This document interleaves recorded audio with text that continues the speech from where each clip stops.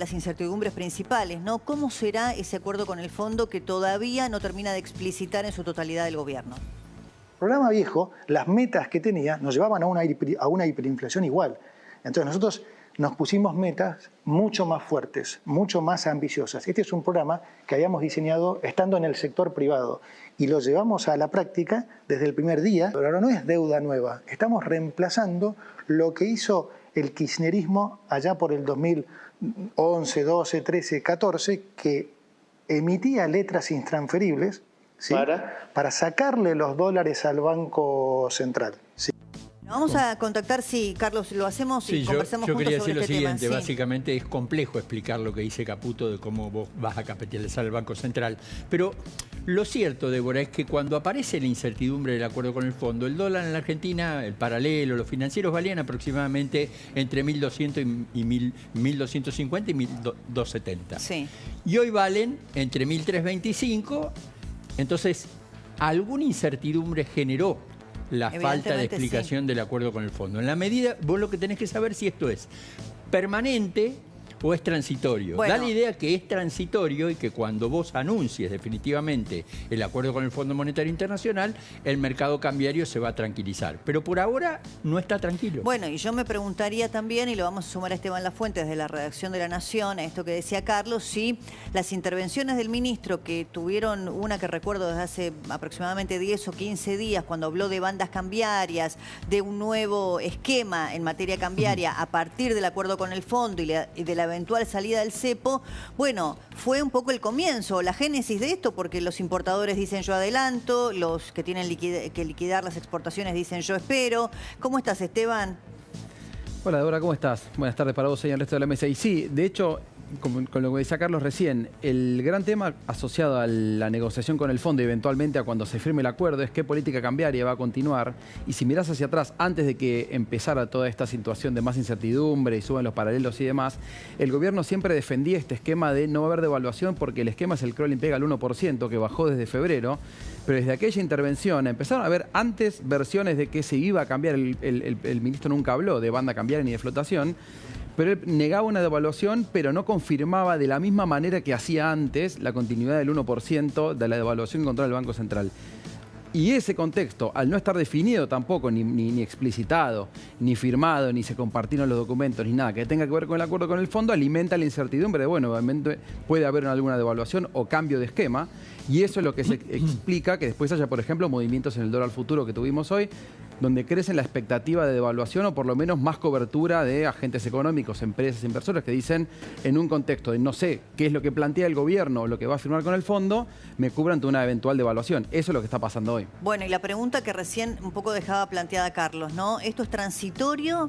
Y cuando decimos transitorio, imagino un corto plazo, que es hasta el momento en el que el acuerdo con el fondo se sustente. Entre el 21 de abril y el 26 de abril, que teóricamente el BOAR del fondo se hace la reunión del Fondo Monetario Internacional y el Banco Mundial en Washington, y entre esa fecha el mercado cree que se va a anunciar el acuerdo definitivo. Son 3 semanas, más o menos, 3 semanas. Es una eternidad en este contexto de volatilidad.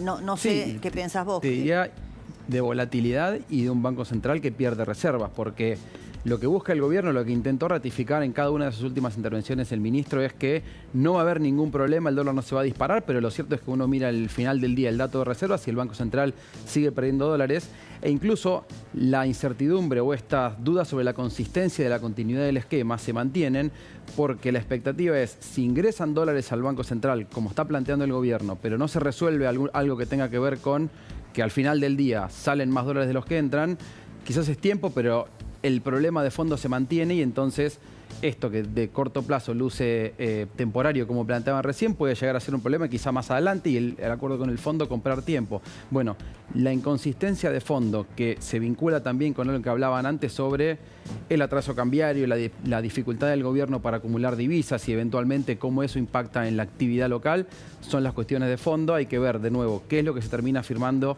con el FMI, cuáles son las metas y cuál es el régimen cambiario, porque el Fondo Monetario también lo que plantea es, de fondo, que el gobierno, y lo viene ratificando en cada uno de sus últimos análisis del programa anterior, en el año pasado, eran las dudas sobre cómo el gobierno iba a acumular reservas, pensando también en poder pagar sus vencimientos, entre otros, la deuda con el fondo. Bueno, esas son preguntas que todavía no tienen respuesta. Hay que ver, como decíamos ahora en abril, cuando eventualmente el acuerdo se firme y avance, cuáles son las definiciones. Bueno, yo acá les hago una pregunta respecto de algunas declaraciones que hizo el ministro Caputo, ¿no? Él dijo que efectivamente se habían perdido reservas, creo que son más de $1.000 millones en estos últimos, corregime vos. Sin contar hoy, en los últimos 10 días, aproximadamente bueno, 1.646 millones. Él dijo que las iban a recuperar, pero no solamente dijo eso, sino que no estaban siendo utilizados esos dólares para intervenir en el mercado de cambios, es decir, para contener el precio del dólar, sino para pagar importaciones. ¿Esto es correcto? Le pregunto a los dos. Primero a Esteban, después a Carlos. A ver.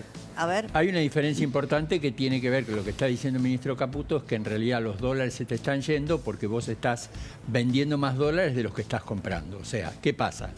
Ante la posibilidad de una futura devaluación, el importador adelanta su compra de importaciones y el exportador te frena, el agroexportador te frena los dólares que va a vender. Por lo tanto, ahí tenés el problema y lo que dice Caputo, en este momento estamos vendiendo más dólares de los que podemos comprar, pero a partir del 15 de abril, que empieza lo que se llama el trimestre verde, que empiezan a liquidar la cosecha a los agroexportadores, a lo mejor allí el gobierno puede empezar a comprar más dólares. Y eso que bajaron retenciones para promover, ¿no?, temporariamente la liquidación del agro. Ahora, ¿no está interviniendo en el mercado cambiario, Esteban?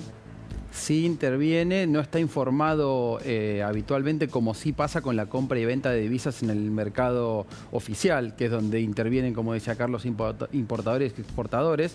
Sí, el Banco Central también pierde reservas para el pago de importaciones, para el pago de servicios, esto que se habló durante el verano de el déficit de turistas y los argentinos veraneando en países limítrofes, comprando en Chile y demás, y también interviniendo sobre la brecha cambiaria para intentar que en este contexto de incertidumbre no suba el tipo de cambio, el dólar MEP o el contador con liquidación, y que eso también alimente negativamente remarcaciones de precios que puedan alimentar la inflación. Entonces, esos son los mecanismos por los que el Banco Central, además del resultado de compra y venta de divisas diario en el mercado oficial, tiene otros canales, y también me faltaba el otro que tiene que ver con el pago de deuda, que son, cuando hablamos de los 4 factores que explican la pérdida de divisas, y son la cuestión de fondo que cuando vemos el hacia atrás, durante muchos meses el Banco Central compró formalmente divisas, pero no las acumuló en su stock de reservas, que siguen en terreno negativo, en torno a 6.000, 7.000, de acuerdo a cómo hagas la cuenta. Pero bueno, esas son cuestiones que vienen pasando y que están detrás de este contexto de incertidumbre y volatilidad en el mercado de cambios que vemos en las últimas semanas. Para complejizar un poquito más el panorama, le vamos a meter el componente político, porque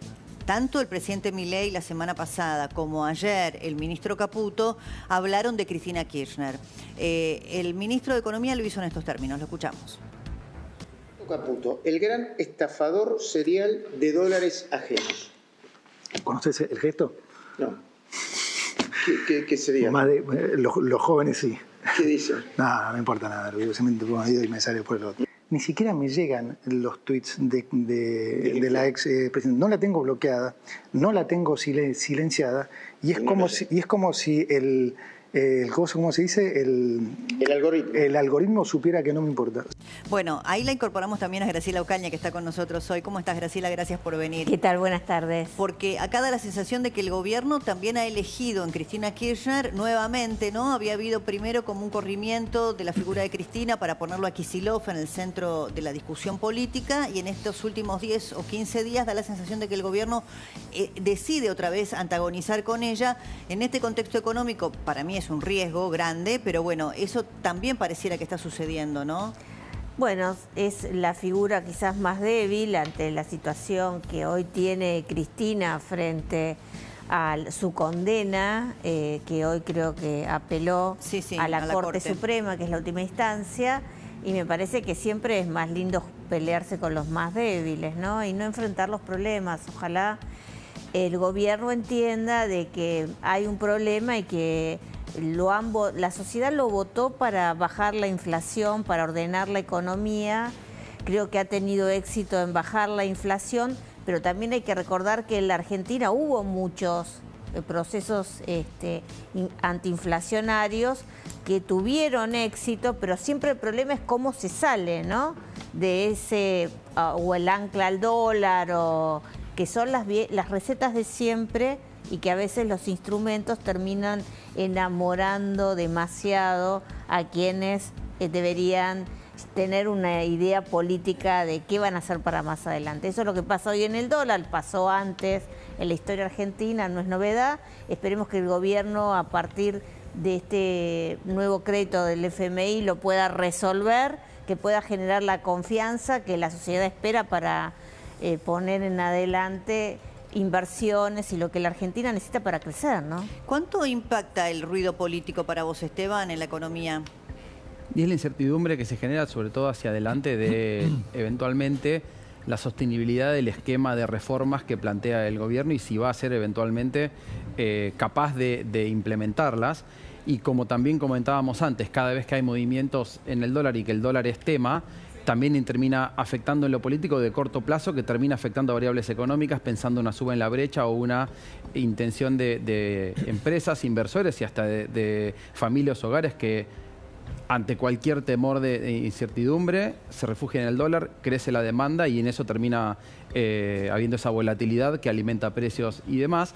Y vinculado a lo que comentaban antes también, este contexto de discusión sobre el dólar y el atraso o no, termina generando que la inquietud pase de la inflación, de los niveles que teníamos del año pasado, a niveles más bajos, pero aún altos si se compara con la región, a otros que tienen que ver con la capacidad de compra, el consumo, el poder adquisitivo, la capacidad de que la actividad se recupere para que haya más empleo. Entonces, esa es, diría, una segunda etapa de preocupaciones vinculado a la cuestión económica que el gobierno enfrenta ahora en este año y sobre todo pensando en las elecciones. Poner a Cristina en el centro del ring, Facundo, ¿puede ser una estrategia que le dé rédito electoral pero le complique lo económico o ya tampoco da rédito antagonizar con Cristina?